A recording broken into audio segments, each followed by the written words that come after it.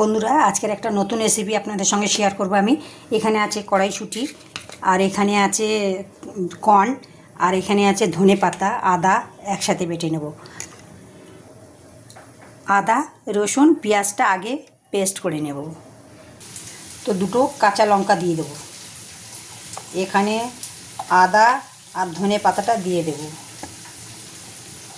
কড়াইশুঁটিটা দিয়ে দিলাম,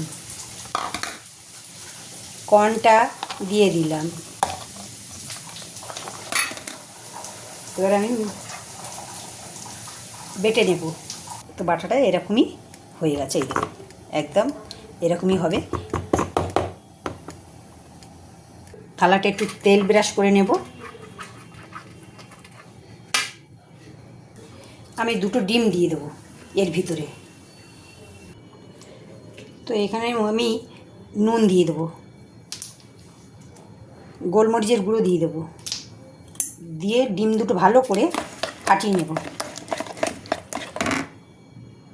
তো মিশ্রণটা এরকমই হয়ে গেছে। এবারে আমি প্লেটে যেটা তেল মেখে রেখেছি ওটা আমি স্টিম করতে দেব। এখানে গরম জল বসিয়েছি, একটা স্ট্যান্ড দিয়েছি, আর এটা আমি যে মিশ্রণটা করে রেখেছি এটা এখানে দিয়ে দিলাম, বসিয়ে দিলাম। দিয়ে এই যে ঢেকে দিচ্ছি 10 মিনিট। তেল দিয়ে দিয়েছি, এখানে একটুখানি জিরেই দিয়ে দিলাম, আর এখানে দিয়ে দিলাম পেঁয়াজ বাটাটা। এখানে আছে হলুদ গুঁড়ো, লঙ্কার গুঁড়ো, জিরের গুঁড়ো, ধনের গুঁড়ো, গরম মশলার গুঁড়ো, স্বাদ মতো নুন দিয়ে দেব।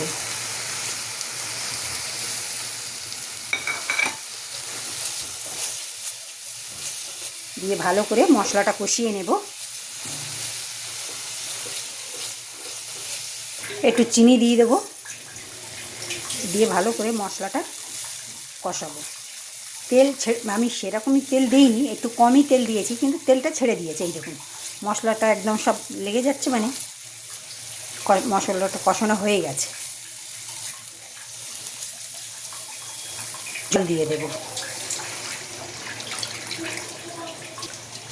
জল দিয়ে দিলাম। ফুটুক, ঝোলটা ফুটে গেছে, আমি দেখি।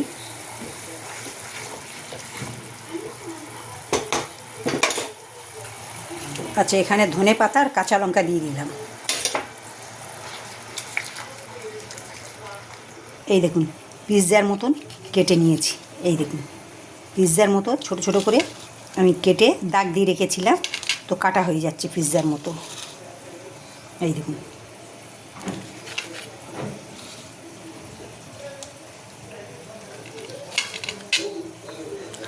কাটা হয়ে গেছে।